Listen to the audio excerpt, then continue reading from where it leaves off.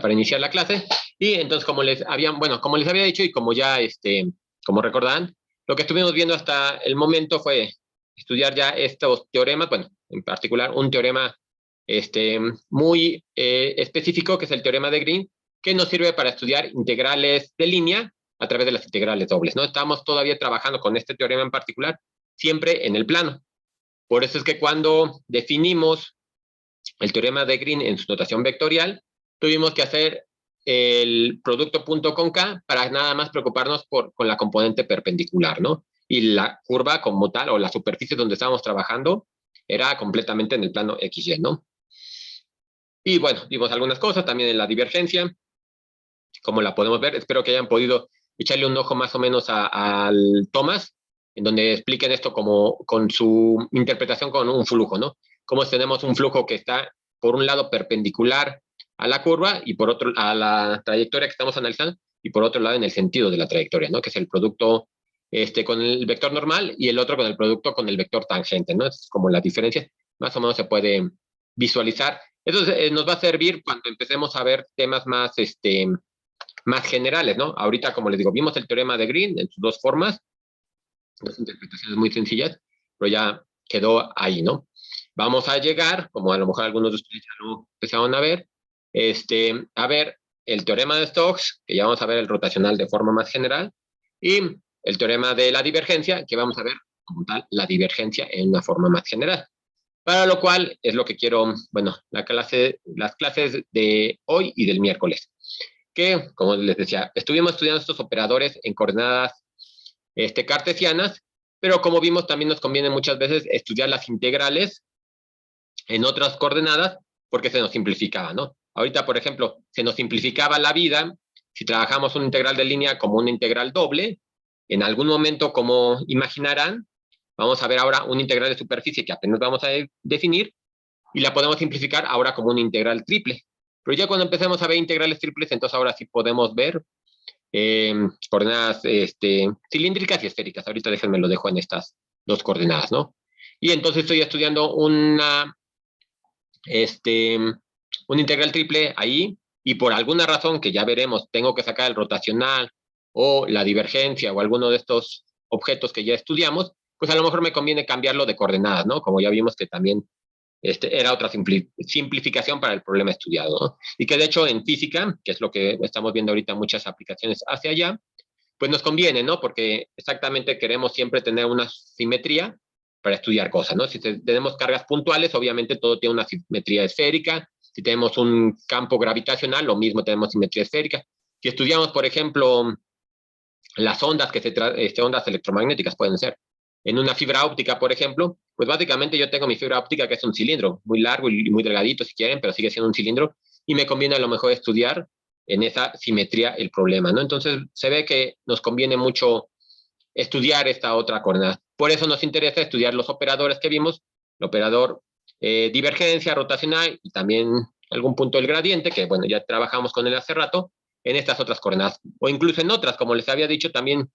Ahorita las esféricas y las cilíndricas son las que más nos ha ocupado, porque bueno, eran simples de visualizar además, ¿no? Se ve el fenómeno que estamos intentando describir, pero además de forma relativamente simple la visualización, ¿no? Pero podemos tener coordenadas parabólicas, coordenadas hiperbólicas y alguna otra tipo de coordenada. Y ahorita les mostraré nada más un ejemplo de una coordenada parabólica para ver cómo se ve, ¿no? Que sí se ve que se complica un poquito la expresión, pero se trabaja exactamente con ella igual, ¿no? Entonces, todo esto como introducción para decir que tenemos que ver cómo entendemos estos operadores. No, esa era toda mi introducción, y ahorita ya comparto la pantalla, ¿no? Todo eso era como una introducción de por qué voy a estudiar esto, como que vamos a parecer que nos regresamos un poquito, pero me interesa para definir unos conceptos que nos van a ayudar a hacer luego este cambio de coordenadas, ¿no?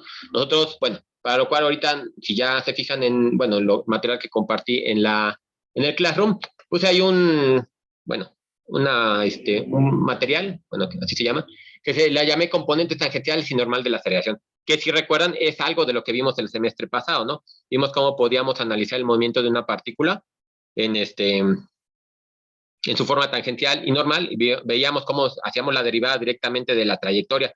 Para obtener la velocidad, veíamos que teníamos ahí su componente tangencial, y cuando hacíamos este tratamiento con la aceleración, veíamos que naturalmente salía una componente normal y una tangencial, que hicimos toda la interpretación, ¿no? Eso nada más es como para, si quieren, un poquito recordar lo que ya estuvimos viendo, porque va a ser de donde nos vamos a partir para lo nuevo, ¿no? Aquí lo vuelvo a escribir, nada más que va a ser ahora visto de una forma más general.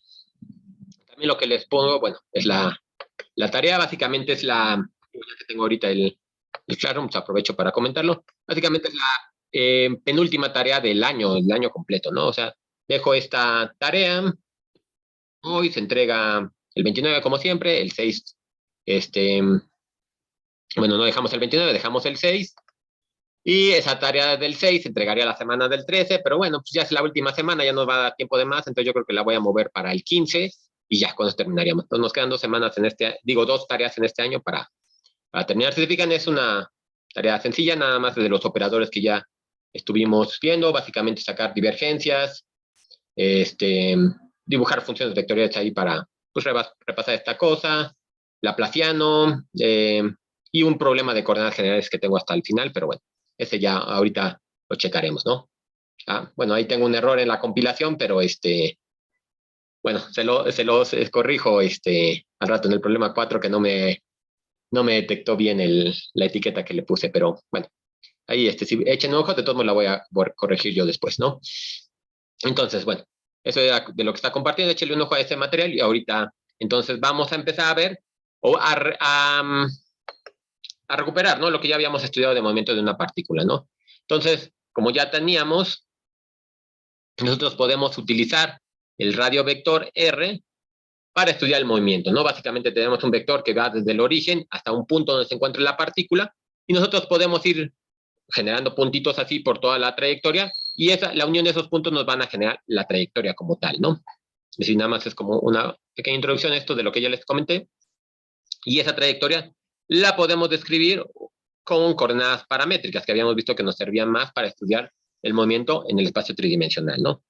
Con esas coordenadas paramétricas, entonces nosotros ya podíamos definir explícitamente nuestro vector de posición R, ¿no?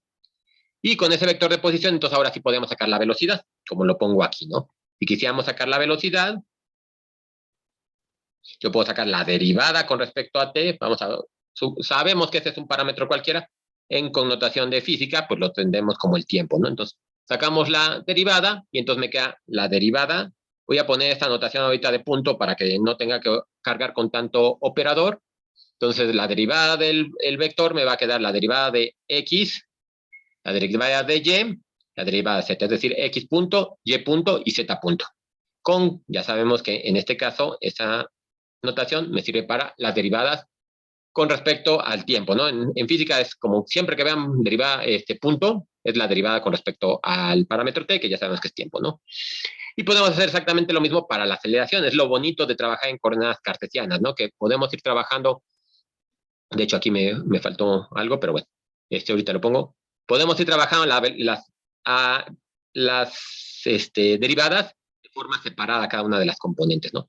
Entonces, la derivada de la velocidad me da la aceleración, que yo lo puedo ver como R dos puntos. Déjenme esto, lo corrijo. Exactamente lo que quería poner, pero al revés. Aquí ponemos que R vector, dos puntos, ¿no? Es la segunda derivada del vector, y esto, pues igual, ¿no? Con su notación lo podemos hacer así, ¿no? Y ya, entonces así es como habíamos estado estudiando las velocidades y aceleración.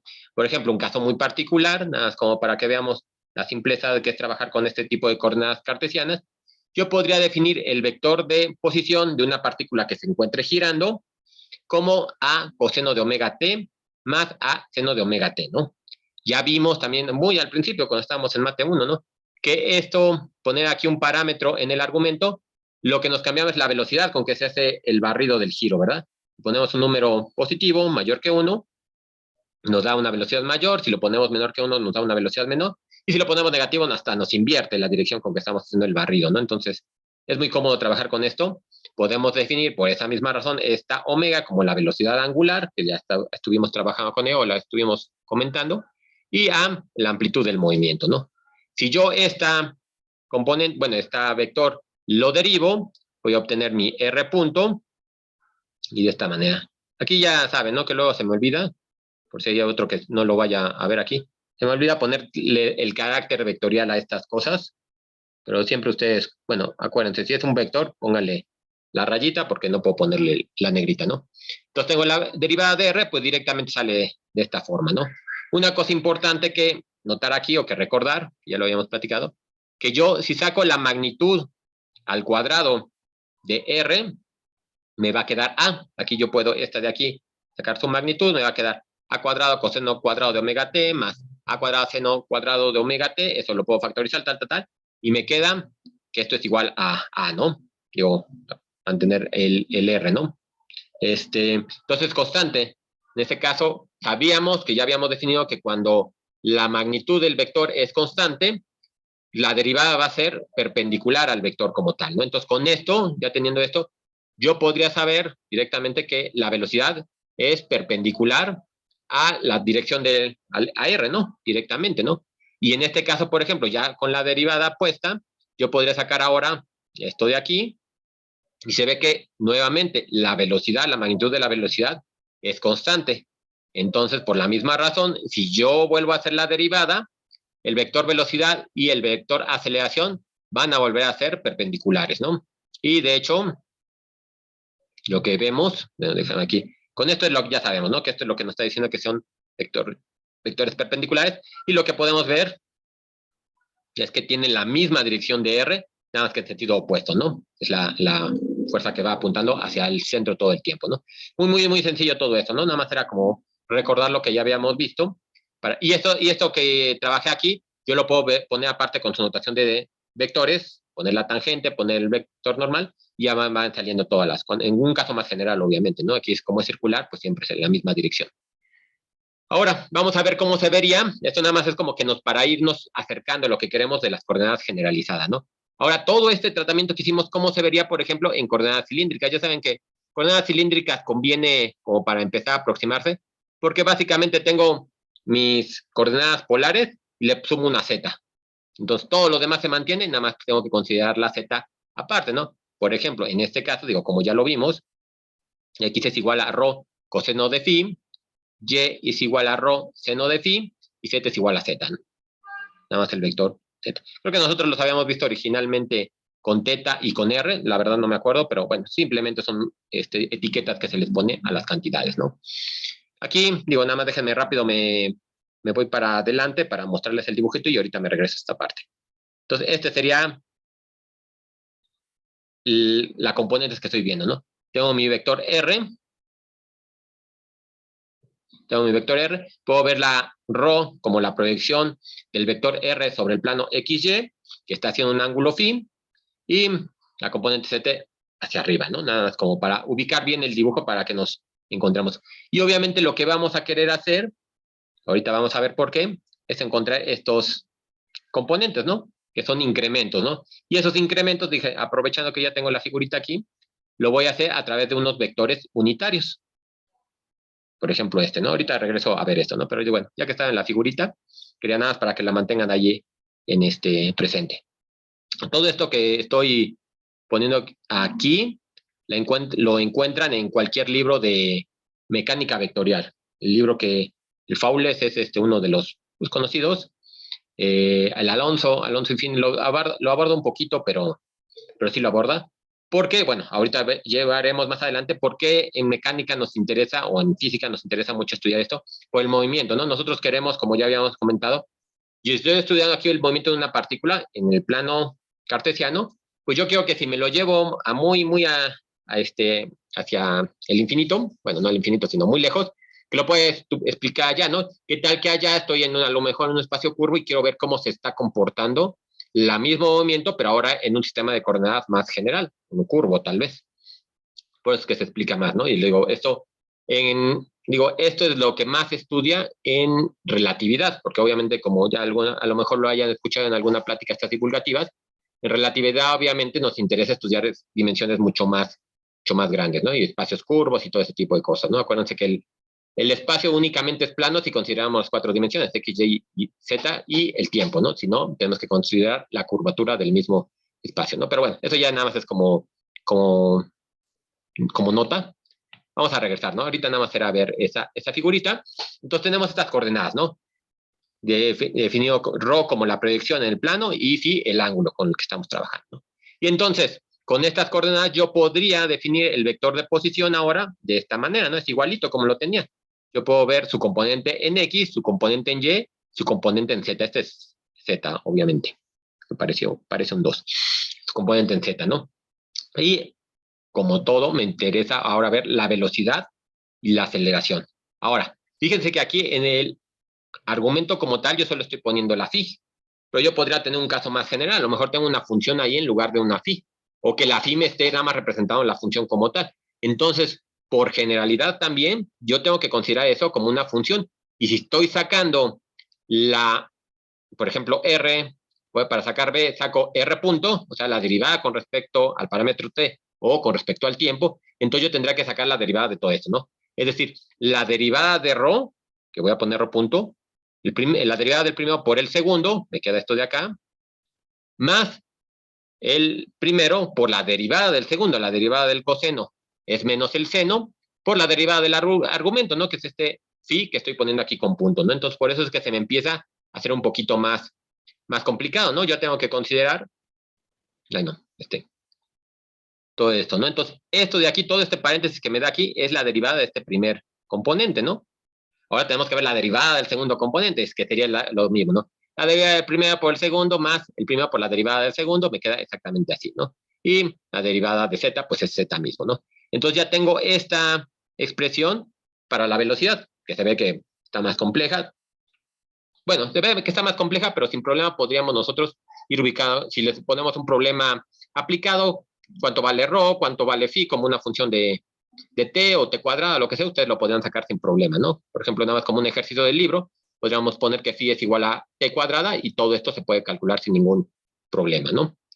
Entonces tenemos la velocidad y igual, siguiendo todo este procedimiento que les he comentado, podríamos calcular la aceleración. Y si se fijan, la aceleración que tengo aquí, pues fue una función que me ocupó toda la línea, así como la escribí aquí, ¿no? Entonces, y es lo mismo, ¿no? Tenemos que hacer el primero, bueno, la derivada del primero por el segundo, por eso me queda aquí phi, doble punto, y la derivada del segundo por el primero, aquí ya me queda 2 veces porque la otra derivada, ¿no? Digo, aquí nada más para no hacérselos tan cansado esta parte, pues nada, sería cosa que fueran haciendo las cuentitas con calma, que vean viendo cómo sale toda esta expresión para la aceleración.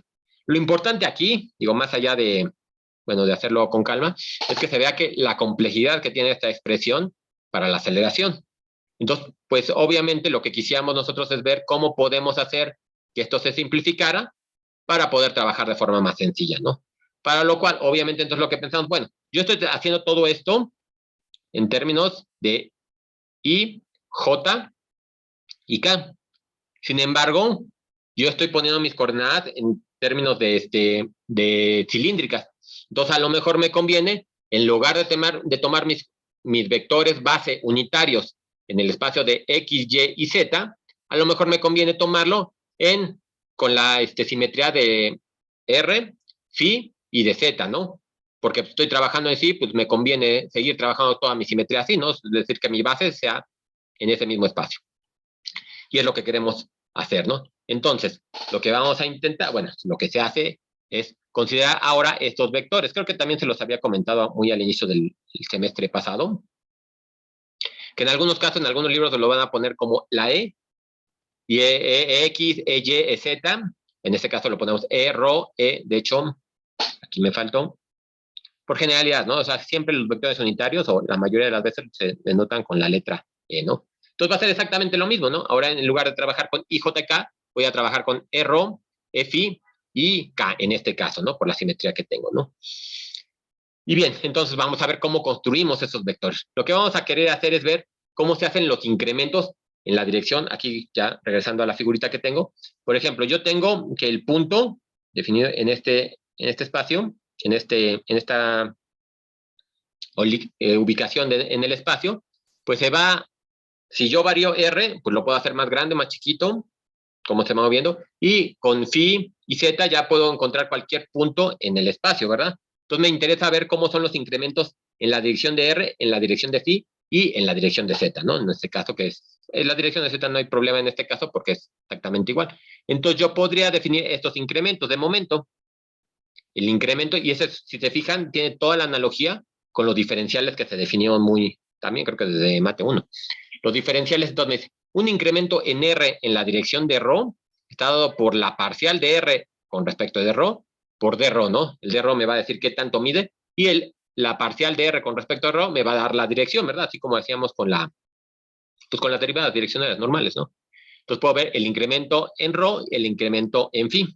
Y de hecho, si se fijan aquí, digo, aquí no lo voy a hacer para no hacerlo tan, bueno, tan largo. Si ustedes sacan la parcial de R con respecto de ρ y hacen el producto cruz de la parcial de R con respecto de phi, ustedes van a obtener, espérenme, van a obtener que son vectores perpendiculares. Es decir, si sacan R cruz o producto vectorial E phi, obtienen K, la E phi, producto vectorial K, obtienen R y así, ¿no? Y se fijan, eso nos genera un sistema de coordenadas de la mano derecha como lo hacíamos con X, Y y Z. Si yo hacía, por ejemplo, el producto vectorial de K con Y, yo nada más lo que te decía con la mano derecha es cerraba de K hacia Y, ¿verdad? Así como ahorita con el dibujo que tengo, de hacia arriba, hacia como un vector que sale de la pantalla, y ese me apuntaba en la dirección de Y, es decir, que me daba J, ¿verdad? Y así poder ir sacando todos, ¿no? Si hacía el producto de I cruz J, me daba K, y así puedo obtener todos, ¿no? El pulgar me apuntaría hacia el otro vector. Y se fijan aquí con estos vectores, como los tengo definidos con ρ, phi y z, es exactamente lo mismo. Si yo saco, por ejemplo, aquí como el que tengo aquí primero, el producto vectorial, es decir, con la regla de la mano derecha, de R por Fi, me apunta hacia acá, ¿no? Estoy haciendo, entonces, el producto vectorial de y los vectores cierran hacia este vector que es Fi, entonces me apunta acá. Y si se fijan, exactamente R está en la dirección en que apunta ρ mismo, ¿no? O sea, no, ahí sí no cambió nada, ¿no? Nada más, el vector unitario en la dirección de ρ, pues tiene la dirección de ρ. El vector unitario en la dirección de phi tiene la dirección en donde crece phi. Si se fijan, phi está creciendo, por ejemplo, de x a y, ¿no? Entonces lo podría ver como que está creciendo hacia allá. Por eso es que está en esta dirección. Y el vector k, pues directamente lo ponemos hacia abajo, ¿no? Entonces podemos obtener un sistema de la mano derecha igualito al que hicimos en cartesianas, ahora con estos vectores unitarios. Y se fijan, en este caso también una cosa importante de lo que con estos primeros que estamos viendo es que son vectores unitarios ortogonales, lo que nos está facilitando mucho la vida ahorita para trabajar con nuevos componentes, es que sean perpendiculares. No tienen que ser así. Trabajamos con ellos de momento perpendicular porque nos simplifican la vida. No sé si alguno de ustedes, digo, igual búsquenlo nada más como una, pues como una ociosidad, básicamente. O no sé si en alguna materia ustedes lo vayan a llevar más adelante. Si ustedes quisieran ver la ecuación de una recta en vectores que no son en un espacio que no es perpendicular, por ejemplo, si, digo, muy rápido, ahorita hasta lo borro, esto es nada más como otro paréntesis. Si yo tengo y y x, yo sé que esto es igual a y igual a mx más b, ¿verdad? Pero estos son vectores perpendiculares, así por eso es que nos simplificamos la vida. Pero ¿qué pasaría si yo ahora pongo unos vectores? Digo, déjenme los vuelvo a dar. Unas bases que a lo mejor no sean, déjenme lo pongo así y así, ¿no? Que este sea x' y y'. Son vectores que no son perpendiculares, obviamente no son no son linealmente independientes ni mutuamente excluyentes, pero yo podría, de todos modos, con estos vectores, estas bases que tengo, a lo mejor dibujar la ecuación de una recta. Y casualmente, cuando dibujan con estas bases la recta, van a obtener una ecuación de segundo grado. Y pueden hacer todo lo que ustedes han trabajado con ecuaciones lineales en un sistema de coordenadas ortogonal, lo pueden trabajar igualito con un sistema de coordenadas no ortogonal, como el que tenemos aquí. Nada más que si van a trabajar con intersección de rectas, ver si son paralelas, todo eso, van a trabajar con ecuaciones de segundo grado, ¿no? Entonces, no es que tengamos que tener sistemas perpendiculares, simplemente de momento se nos simplifica para lo que vamos a hacer, ¿no? Ya estamos haciendo una generalización ahorita considerando las coordenadas cilíndricas y esféricas, vamos a dejarlo de momento con coordenadas perpendiculares, aunque sepamos que no tienen que ser forzosamente así, ¿no? Entonces, bueno, Esto de aquí nos asegura que sean perpendiculares y vamos a quedarnos así. Ahora sí, lo que tenemos que definir bien es cómo vamos a definir el vector R, ¿no? Que es con el que estábamos trabajando. Entonces, si se fijan, yo ya tengo estos componentes, en lugar de I, J y K, ya tengo mi R, Fi y E, I y K, ¿no? Entonces, para componer el vector R, yo lo que voy a intentar, o lo que voy a hacer, es ver sus proyecciones. Yo, por ejemplo, puedo con esto que tengo en este paréntesis decir, bueno, sácame la proyección del vector R en la dirección de ρ, como aquí básicamente lo que estamos viendo así, ¿no? Entonces, sacamos la proyección y esa proyección que tenemos lo ponemos en la dirección. Si se fijan, lo que está entre paréntesis es una magnitud escalar que está multiplicando al vector en la dirección de ρ, que es unitario, que es lo que queríamos siempre de los vectores que nos dicen la dirección, ¿no? Que fueran unitarios para que no nos aporte una componente extra, simplemente nada más que nos indique la dirección. Podemos hacer entonces ahora el vector R, la proyección en la dirección del vector unitario phi, y lo multiplicamos por la dirección del vector phi, y lo mismo con, aquí me faltó, lo mismo lo hacemos con K, ¿no? Que es lo más sencillo. Entonces, podemos escribir R ahora de esta manera, poniendo las proyecciones. Y ya lo estoy trabajando ahora, en lugar de las coordenadas cartesianas, vamos a trabajar con las coordenadas cilíndricas, ¿no? Pero ya con sus vectores base, que va a ser lo importante, ¿no? En este, bueno, estoy ahorita en un caso muy particular, ahorita nos vamos al cilíndrico, al esférico y al que sigue, pero se le llama también vectores base covariantes, ¿no? Bueno, es una de las covariantes o invariantes. No sé si, bueno, se llega a ver cosas invariantes en álgebra lineal en algunos casos, depende cómo estén llevando el curso, digo, cuál es el enfoque que se le está dando, pero de ahí viene la palabra, ¿no? De invariante, de por qué se consideran matrices invariantes, a qué se le consideran las matrices invariantes y todo eso, ¿no? Y es porque, digo, ya me estoy yendo mucho, mucho más allá, pero esto viene de la álgebra tensorial. Utilizamos los tensores para hacer todo el análisis que vamos a hacer, por ejemplo, con unas ecuaciones ya más generales, ¿no? Y bueno, si tienen un interés, vean cómo se trabaja con tensores, es algo, pues, interesante, ¿no? Digo, es cosa de adaptarse un poquito a cómo la interpretación de un tensor y cómo se trabaja con tensores, que es un tensor covariante, contravariante y ese tipo de cosas, pero eso ya nos fuimos muy, muy, muy lejos, ¿no? Nada más como igual para que lo vayan un poquito viendo hacia dónde vamos. Sí, exactamente. Sé que, bueno, he escuchado que se llegan a utilizar para visualización, pero ahí a lo mejor sería cosa de preguntarle un poquito más a Luis, porque ya saben, ahí sí se los debo un poco más, pero sí, ese es algo interesante, porque ya ven que queríamos ver estas aplicaciones, ¿no? Que, de cómo más allá de que sea una herramienta que a lo mejor los físicos utilizan mucho, que algo que ustedes pudieran ocupar más allá de, digo, ahorita lo que más hemos visto es como la optimización, ¿no? Cómo se utiliza la plaza y todo eso para optimizar, pero déjenme, le pregunto esto de los tensores.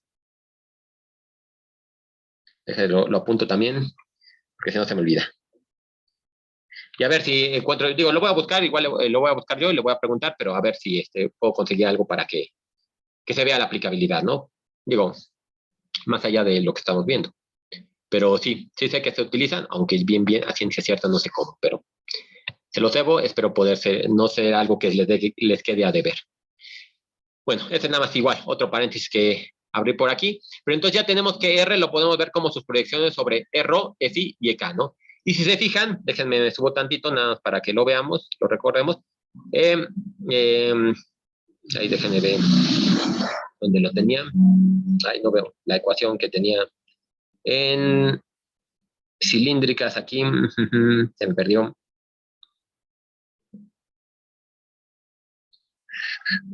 Bueno, por aquí tienen que tener su vector, bueno, el vector R que ya les había puesto en términos de el X, no, debe estar más arriba, ¿no? Porque fue cuando empezamos a definir todo esto.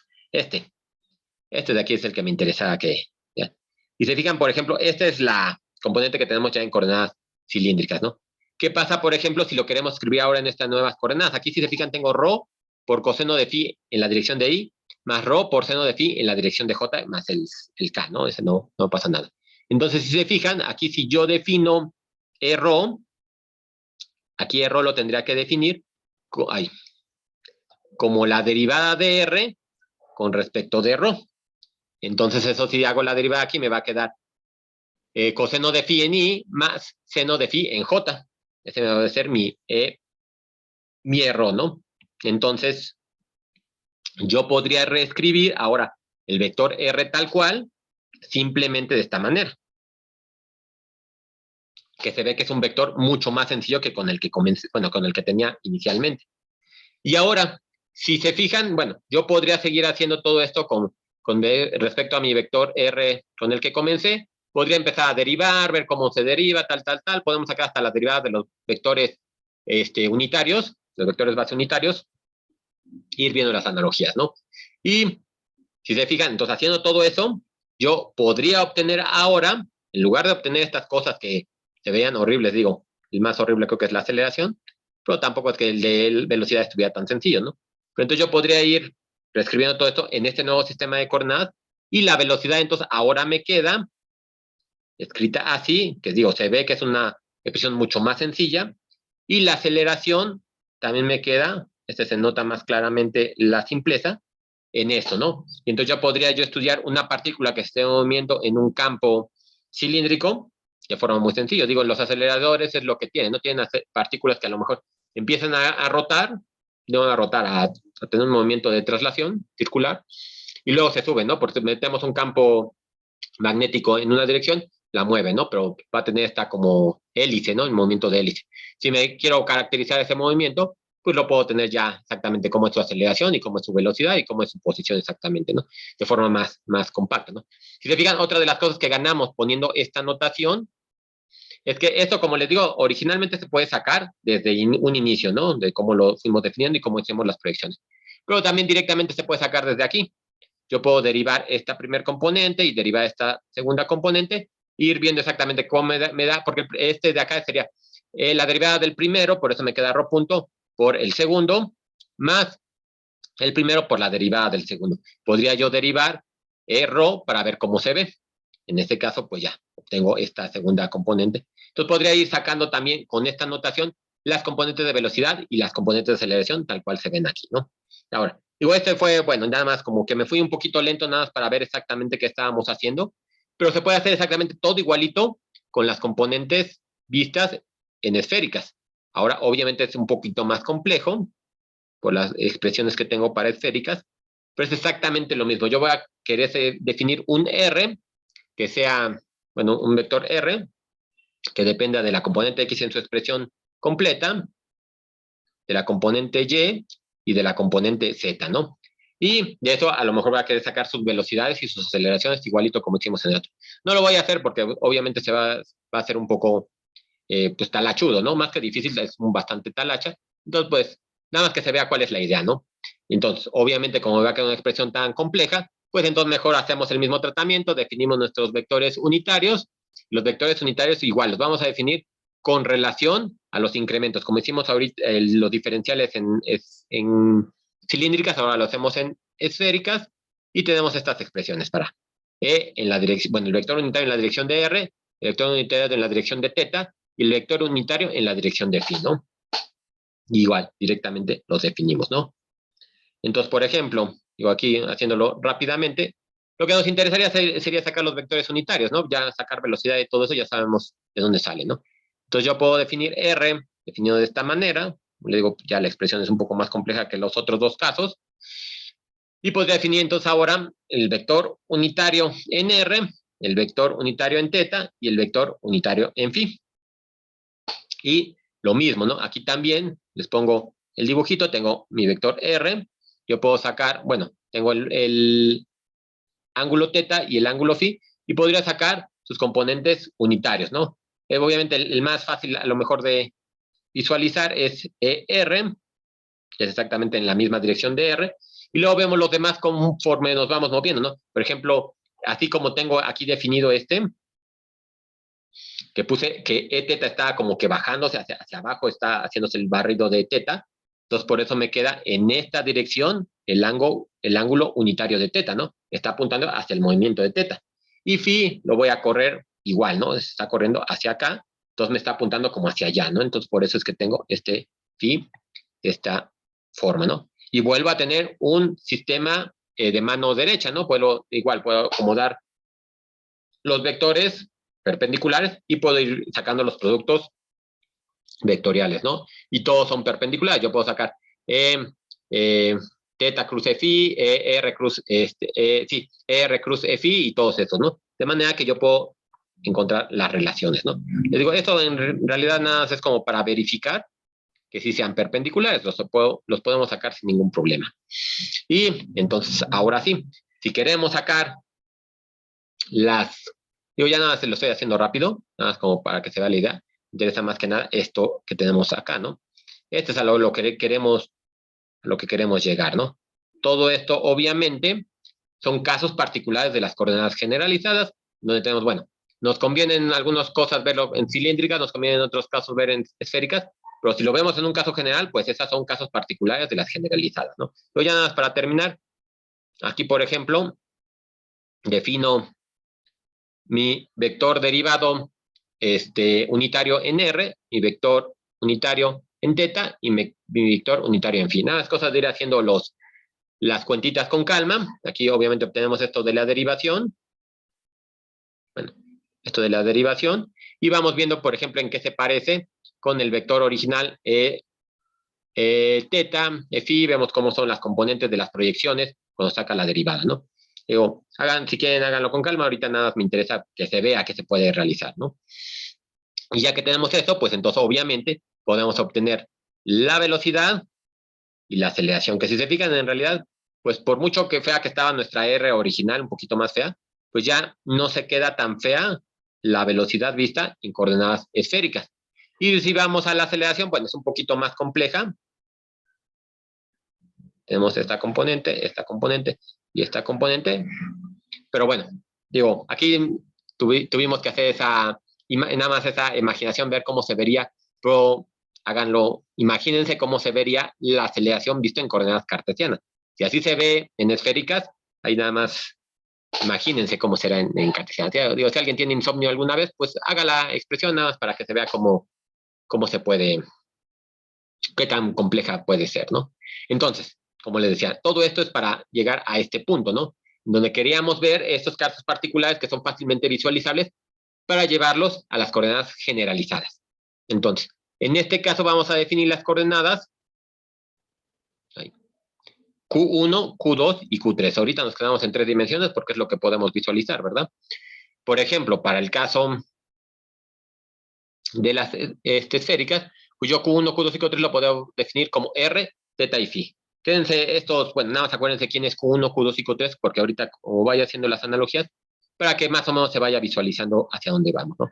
Obviamente, entonces, como nosotros tenemos ahorita nuestro fenómeno que podríamos tenerlo en el espacio cartesiano, y nos lo queremos llevar al otro sistema de coordenadas para simplificarlo como lo hicimos ahorita en las cilíndricas y esféricas, entonces lo que queremos es encontrar una relación que me dé X en términos de Q1, Q2 y Q3, Y otra vez en términos de Q1, Q2 y Q3, y Z en términos, y lo mismo, ¿no? Exactamente, ¿no? Es lo que nos va a hacer, de forma que podamos tener nuestro vector de posición en términos de estas componentes, ¿no? Todas ellas en términos de estas componentes. Que, por ejemplo, otra vez, ¿no? Si lo pensáramos en esféricas, sería en términos de R, de teta y de phi, ¿no? Digo, no es... Digo, por eso es que les digo para que se acuerden de esas coordenadas, para que vean que no nos perdamos, ¿no? Que se vea que, aunque ahorita hable de una Q1, Q2 y Q3 general, que se vaya viendo las analogías para irlo entendiendo mejor. Entonces, como queremos ver cómo se ve en nuestro nuevo sistema, pues hay que sacar los vectores unitarios. Como ya vimos, los vectores unitarios se sacan con la proyección del vector hacia esa dirección del vector, ¿no? Entonces yo podría definir estos vectores B, le voy a llamar ahorita B1, B2 y B3, al rato le llamo BI, nada más como generalidad, que se les llama los vectores base covariantes, porque es lo que vamos a querer, que no cambien, ¿no? Que sean invariantes en todo sentido. Y se definen de esta manera. Si se fijan aquí, por simpleza, porque conviene en algún futuro, digo, aquí a lo mejor ya no vamos a poder observar de forma muy explícita la conveniencia de escribirlo de esta manera, pero créanme que conviene en muchos estilos ponerlo así, ¿no? Es decir, si se fijan, este vector base no lo estoy normalizando, yo lo estoy escribiendo de esta manera, es decir, que B1 sea igual a una función H1 multiplicando al vector unitario en la dirección de 1, que por ejemplo, como les decía hace rato, podríamos pensarlo en la dirección de R en esféricas, con H definido de esta manera, es decir, H es lo que va a medir, ¿no? Si yo lo hice la división, B1 entre H1, obtengo directamente E1, ¿no? Que ahora sí sería mi vector unitario. Pero aquí lo quiero poner de esta manera. O sea, yo quiero tener siempre de antemano, o sea, explícitamente en la mano, los vectores H1, aquí el vector H2 y el vector H3, ¿no? Que son lo que se les conoce como funciones de peso. Yo, la función de peso va a estar multiplicando siempre al vector unitario. Entonces, por eso es que me digo, bueno, no se alcanza a ver a lo mejor ahorita toda la importancia, pero es bueno tenerlo a mano, ¿no? O sea, yo puedo definir ese vector, donde puedo sacar su vector de peso, por un lado, y, digo, su función de peso y su vector unitario por otro lado, ¿no? Entonces, vamos a definirlo así de momento, B1, B2 y B3, en donde, como decía, en una notación más general, yo podría poner que BI es igual a la parcial de X con respecto a QI, la dirección de Y, más la parcial, a lo mejor aquí no me conviene utilizar el I, porque aquí este es como para ponerlo de forma general, ¿no? El vector B1 es la parcial de X con respecto a Q1, más la parcial de Y con respecto a Q1, por la parcial de Z con respecto a Q1, ¿no? Digo, para que no se confunda con el vector unitario y más que nada por eso se los pongo, pero es una forma de escribirlo, ¿no? Y obviamente si tengo este vector BI, también podría tener su HI, ¿no? Su correspondiente vector de peso, ¿no? Y aquí, por ejemplo, como les decía, recordando, por ejemplo, esas coordenadas que les decía, por ejemplo, si yo tengo que Q1, como lo tenía aquí, es R, yo podría sacar la componente X con respecto a R, la componente Y con respecto a R, la componente Z con respecto de R, saco todas las derivadas, muy, muy rápidamente lo voy a poner y ya nada más para los demás creo que ya se va a visualizar. Déjenme, aquí lo tenía. Acá. Tengo, creo que lo tenía más abajo, ¿no? Bueno, no me acuerdo, para no estarlo subiendo y bajando. Es que, digo, sí me acuerdo que puse aquí por ahí un vector R, pero si no, aquí tengo las componentes, ¿no? Lo saco con respecto de R, con respecto de R y con respecto de R. Se ve que nada más me queda seno de teta, coseno de phi, seno de teta, seno de phi y coseno de teta. Y si sacamos la magnitud de esa derivada de R con respecto de, bueno, aquí, bueno, sí, de R mismo, entonces ve que va a tener la función de peso es igual a 1. Sí, bueno, espero que sí, creo que sí se ve, ¿no? Aquí nada más sacando esto y luego empezar a asociar. ¿Sí se acuerdan que empezamos a hacer en algún momento hicimos esta? Por ejemplo, aquí, bueno, es que no dejé espacio. Pues aquí lo podríamos hacer, ¿no? Esta R, por ejemplo, este ER es en la derivada de R con respecto a R. Entonces, por ejemplo, aquí, si yo quiero sacar la magnitud, me va a quedar seno cuadrado de teta coseno cuadrado de phi más seno cuadrado de teta seno cuadrado de phi. Y, por ejemplo, aquí yo podría factorizar el seno cuadrado de teta y me va a quedar nada más coseno cuadrado de phi más seno cuadrado de phi, ¿no? Esto se me hace un 1. Y ya nada más me queda el seno cuadrado de teta. Que cuando le sume la componente en K, que sea coseno cuadrado de teta, eso me queda un 1, ¿no? Sí, creo que es más fácil de visualizarlo de aquí, ¿no? Pero sale de la derivada. Entonces, esa función de peso, para la componente 1 que le llame aquí, es 1. Luego podemos hacer, por ejemplo, con respecto a teta, con respecto de phi, hagan con calma si quieren las operaciones, nada más hacer la derivada y ver cuando saquen la magnitud que les da, van a obtener la otra con respecto de teta y con respecto de phi, que en uno tiene la función de peso R y en otro tiene la función de peso R seno de teta, ¿no? Y es muy importante tener esto bien ubicado porque es lo que vamos a ocupar después. Luego, ahorita que lleguemos a las generalizadas, que se vea que van a ocupar los H1, H2, H3, junto con sus correspondientes Qs, ¿no? Es lo que queremos. Obviamente, después de todo esto, lo que queremos es llegar al diferencial, ¿no? Obviamente, todos estos diferenciales, bueno, todas estas coordenadas nos sirven para definir los diferenciales, que podamos ver cómo se hacen los incrementos, ¿no? Si me muevo en R, si me muevo en teta, si me muevo en phi, pues todos esos están definidos por este diferencial, ¿no? Que de forma general lo puedo ver con un índice I, ¿no? Bien. Entonces, ahora, como les decía, estas funciones, obviamente, lo más sencillo que podemos tener es que todas sean perpendiculares. Sin embargo, no necesariamente tendrían que ser, tenemos otras coordenadas que no tienen que tener esta característica, ¿no? Nos sirven, nos ayudan mucho, nos simplifican mucho la vida, pero lo podríamos relajar. Lo único que le pedimos es que, si bien no sean perpendiculares, que al menos no sean coplanares, porque si tenemos los tres vectores en un mismo plano, pues ya valió, ¿no? No podemos definir nada, todo está en el plano. Pero si por lo menos uno de los vectores le pongo una pequeña separación, estos todos a lo mejor en el plano y este un poquito levantado, pues ya podemos definir que no son coplanares y entonces ya puedo definir, que a lo mejor nos complica mucho por no ser perpendiculares, pero ese es otro boleto, ¿no? Como sea, yo los puedo definir así, por alguna aplicación que me interese tal vez, ¿no? Entonces, para saber que no son coplanares, lo único que pedimos es que el triple producto escalar sea distinto de cero, ¿no? Y eso, si se fijan, es algo bastante interesante que se genera. Esta es una característica que yo estoy pidiendo simplemente para asegurar que no sean coplanares. Pero si se fijan, no necesariamente, si se fijan, si por ejemplo, los vectores que yo tenía, cuando yo defino X y Y, o los vectores Y y J, ahorita para hacerlo más simple, si yo defino, estos sí son linealmente independientes. Este vector no depende nada de esto. Pero imagínate que yo lo hago que no sean perpendiculares, que este esté con un cierto ángulo. Yo este vector lo puedo ver como un pedacito de este vector de acá. Entonces ya no son completamente linealmente independientes. Lo más simple es cuando son perpendiculares, que sí son completamente linealmente independientes. En este caso ya podemos relajar digo, visualizándolo ahorita en dos dimensiones, ya no tiene que ser completamente independiente uno del otro, ¿no?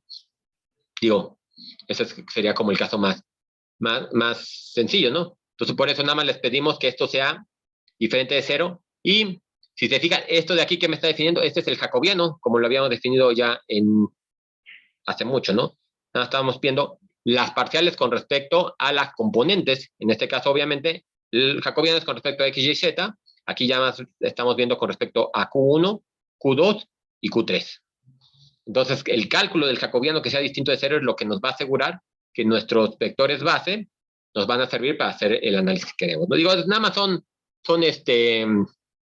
aquí cosas, formalismos que estamos dando nada más como para tener bien definida la teoría, pero como también les había dicho, esto es como nada más para tenerlo bien fundamentado, que vean que todo tiene su base, ¿no? Nosotros no nos vamos a meter en tantos detalles de aquí porque se pierde un poquito el objetivo del curso como tal, ¿no? Digo, si quisiéramos entrar a estos bases, nos vamos y mejor damos un curso de análisis tensorial o de un curso más enfocado a la física que podría ser la misma relatividad o cuerpos deformables también es lo que ocupa, ¿no? Como para ver un cuerpo cómo se deforma, todos los esfuerzos, todas las deformaciones que tiene, también se llegan a utilizar los tensores, ¿no? Pero se pierde el enfoque que queremos, ¿no? Ahorita nada más es como que se vea que está todo bien definido, todo bien fundamentado, y luego hasta ahí lo dejamos, ¿no? Ahorita nada más para que se vea. Aquí, dentro de las cosas que nos están ayudando para fundamentar esto, es ver que, por ejemplo, la derivada de Q1 con respecto a Q1 es igual a la derivada de Q2 del vector con respecto a Q2 y de la parcial con respecto de Q3 con respecto a Q3, y eso es igual a 1, ¿no? Parece simple, pero es importante ver esto. Y, por ejemplo, cuando sacamos las derivadas parciales cruzadas, la parcial de Q1 con respecto a Q2, Q1 con respecto a Q3, Q2, y bueno, todas las combinaciones que tiene, y es igual a 0, ¿no?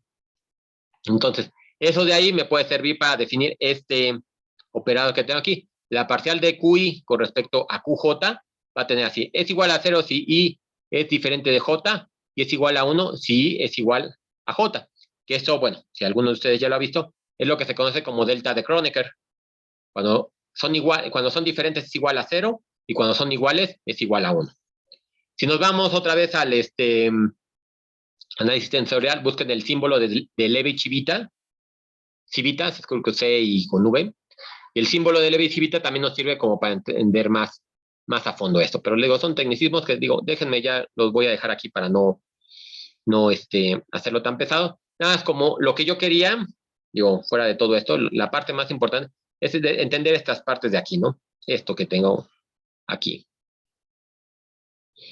Que este vector yo lo puedo ver en términos de H1E1, H2E2 y H3E3. Es decir, su función base multiplicando al vector unitario. Lo de los tensores, bueno, no sé, ya ni me acuerdo de los físicos en qué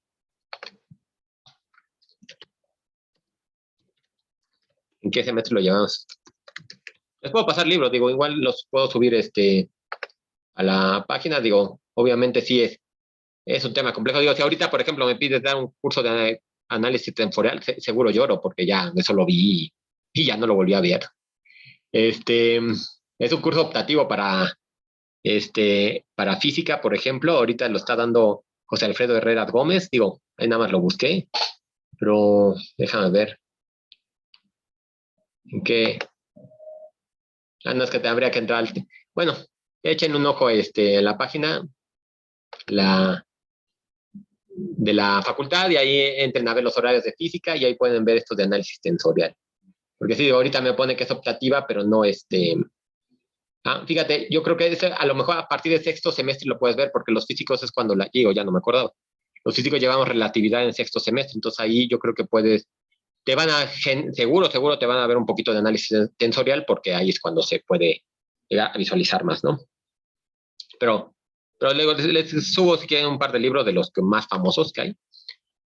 No sé si sean los mejores, son los que yo conozco y creo que de los más famosos. Pero bueno, ya nada más para terminar esto, como les decía, aquí por ejemplo, ya nada más les quería mostrar, por ejemplo, cómo se vería un sistema de coordenadas parabólico. En ese sentido, por ejemplo, yo puedo definir a X, a Y y a Z de esta manera.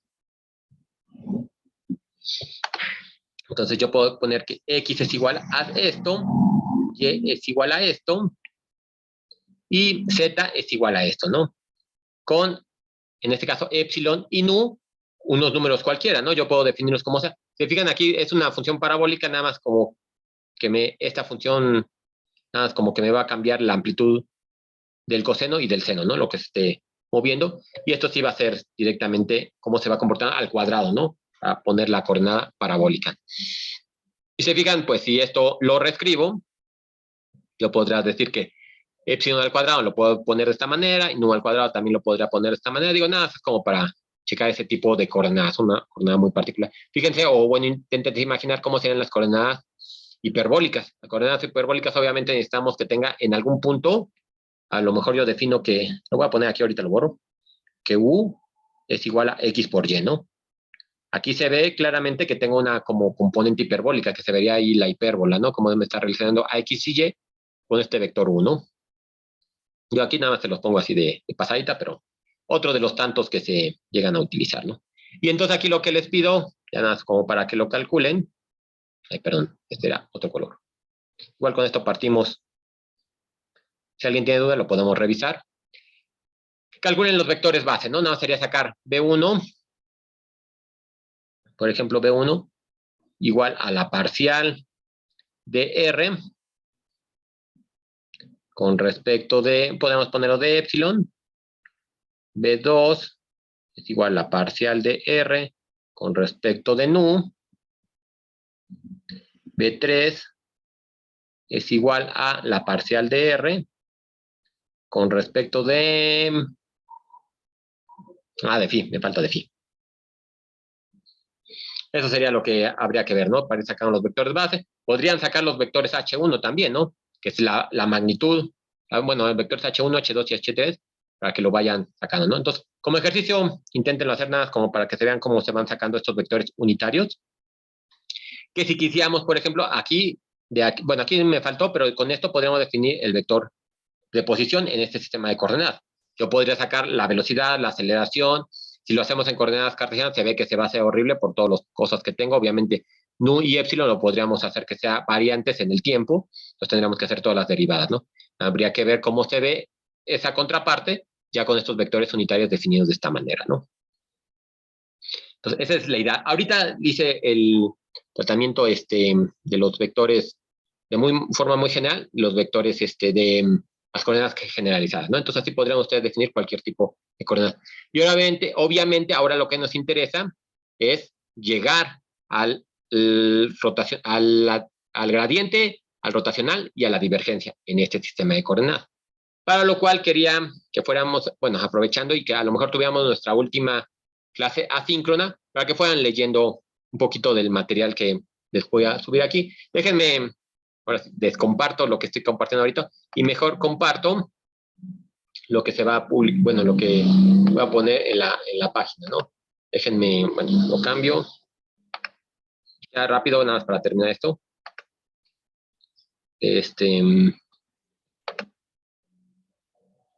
Y comparto toda la pantalla. Bueno, entonces, aquí esto, bueno, que quería publicar para la siguiente, pero si no ahorita, eso no. Ahorita se los comparto una vez para que lo puedan ir viendo. Es, por ejemplo, Aquí, bueno, que le echaran una vista. Todo eso que platicamos ahorita esto está en las coordenadas generalizadas. Quieren, va a haber otra forma de explicarlo, lo pueden echar un ojo. Me gustaría más que nada que vieran, y aquí están los componentes unitarios, y se fijan, aquí está normalizado el A1, normalizado, A2 normalizado y A3 igual. Aquí lo ponen, también es importante, ¿cómo podemos medir? Pues es obviamente en términos de los incrementos en cada una de las direcciones, ¿no? Es la norma, ¿no? Podemos definir así la norma de ese espacio en esas coordenadas extrañas. Y bueno, aquí tenemos, me gustó este documento porque si se fijan, tiene todos los vectores unitarios en cartesiana, ya sabemos que es x, y, z, en cilíndricas rho, phi y z, en esféricas rho, teta y phi, los vectores, los componentes de las funciones de peso, en este caso en cartesiana es 1,1,1, en como ya lo vimos, 1,rho, 1, 1,rho, r, r seno de teta, y varias cosillas ahí que les puede ayudar, ¿no? Digo, me voy a saltar porque, bueno, obviamente es lo que quisiera que revisaran el próximo miércoles. Me voy a saltar todo esto, échenle un ojo. Aquí hacen la explicación de cómo visualizar el gradiente. Nada más es con proyecciones de planos, no hay dificultad. Pero si se fijan, entonces a esto es a lo que quería que llegar, ¿no? Déjenme leo, incremento. Que le echen un ojo. ¿Cómo llegamos, por ejemplo, el gradiente en cartesianas? Pues simplemente es la parcial de f con respecto de x en la dirección y, la parcial de f con respecto de y en la dirección j y la parcial de f con respecto de z en la dirección k. Cuando lo vemos en cilíndricas, me va a quedar la parcial de f con respecto de rho en la dirección rho, la parcial de f con respecto de phi en la dirección phi, pero si se fijan, aquí me queda este término 1 entre rho, que no tenía originalmente. En las otras simplemente ponía las parciales. Aquí tengo un término de peso que tengo que ver de dónde sale, ¿no? Intenten más o menos checar de dónde sale ese término de peso en cilíndricas, y en esféricas vuelvo a tener lo mismo. Si se fijan, que ya sabemos de dónde sale, ¿no? Se ve como que es el H. El H al que ya habíamos llegado, se ve que es el que está multiplicando ahí, ¿no? Entonces tengo aquí igual. No tengo ningún término de peso, ningún término de peso. Aquí tengo 1 entre R y aquí tengo 1 entre R seno de teta. Entonces también vuelvo a tener un término de peso para el gradiente, ¿no? Y entonces el gradiente en coordenadas esféricas o cilíndricas lo puedo definir de esta manera. Que tengo aquí, ¿no? Entonces ya yo si quisiera, por ejemplo, si tengo una función en coordenadas, bueno, una función cartesiana que quiero ver cómo se ve el gradiente en coordenadas esféricas, directamente yo lo calculo de esta forma, ¿no? Y entonces ya voy a ver, y es la misma interpretación, ¿no? El vector gradiente nos daba los direcciones de máximo cambio. Aquí lo voy a tener igual, pero visto en las otras coordenadas, ¿no? Entonces vean, aquí también puedo definir la derivada direccional con exactamente la misma forma que hicimos con cartesianas. Y igual, déjenme, me apuro aquí. Divergencia. Entonces, aquí lo que les digo, esta parte, echen un ojo con calma. Ahí es lo que tenía de problema, de que o estaba separado este tema de los anteriores, o me iba a un tema que todavía en algunos casos apenas lo vamos a revisar. Intenten echarle una leída. Si no le entienden del todo, no pasa nada, lo vamos a revisar bien. Y entonces rápido ya nada más para dejarles aquí. Aquí tengo la divergencia del vector, ahora vista en coordenadas generalizada, está dada como 1 entre H1, H2, H3, por las parciales de todo eso y todo tal, ¿no? Entonces, para que lo vayan viendo, ¿no? Y eso es lo que, porque si se fijan, bueno, el tratamiento es interesante, pero me interesa más que lleguen a estas expresiones, ¿no? Que sí sepan cómo se llegan, pero que lleguemos a esas expresiones y ya lo ocupemos. Porque cuando lleguemos a divergencia o Stokes, pues ya directamente vamos a calcular esto en coordenadas cilíndricas, esféricas, lo que sea, y ya que calculen la divergencia, el rotacional, lo que sea necesario, y ya tengamos la interpretación, ¿no? Más que nada me interesa ver entonces estas expresiones, pero que sí se quede claro de dónde sale, ¿no? Entonces, Esto lo voy a publicar ahorita si quieren y ustedes lo pueden ir revisando. Entonces, la tarea, digo, de una vez les aviso, el miércoles tendríamos clases sincrónicas, sería que fueran revisando esto, que vean cómo salen esos gradiente, divergencia y rotacional en las coordenadas generalizadas. Ya ustedes, si tienen una coordenada en particular, pues ya nos ponen las funciones de peso en particular que necesitan, ¿no? Entonces, eso, les pongo, bueno, les comparto ahí, les compartí varios materiales que se me hicieron como complementarios. Aquí, bueno, este de aquí, si lo quieren ver también, se me hizo interesante. Es un hindú que presenta la clase ahí en el pizarrón, hace su explicación, pero bueno, supongo que por estar muy lejos debe de explicar. Está bien explicado, ¿no? Pero también debe tener una forma diferente de entenderlo. Pero si se fijan, pues es una clase de 1 hora, entonces está tardadito, pero échenle un ojo. Entonces, ese sería el trabajo para ustedes para el siguiente miércoles. Cualquier duda, igual yo voy a estar por aquí para las dudas que puedan tener. Y igual, si no tienen duda, de todos modos, nos vemos el próximo viernes. Podemos checar bien, así ya muy puntualmente, cómo son la divergencia, gradiente y rotacional en esféricas y cilíndricas para que lo tengamos bien claro. Y nos vamos al siguiente tema, que ya sería empezar a estudiar superficies, ¿no? Para poder estudiar en un futuro las integrales sobre superficie, que es lo que nos va a interesar para el teorema de Stokes. Entonces, bueno, ya estuvo medio correcta este final de la clase, pero bueno, no sé si haya dudas de lo que vimos, de lo que van a hacer el miércoles o de otra cosa. Si no hay dudas, pues entonces son libres el día de hoy y nos vemos el próximo viernes, ¿no? Y ahora sí, ya es la última clase del semestre en asíncrona, pero era el tema que más se prestaba, ¿no? Porque los otros pues hay que verlo más puntual porque sí son ejercicios tal cual de la clase, ¿no? Pero bueno, entonces si no hay dudas, nos vemos el próximo viernes y pues ya, sería todo.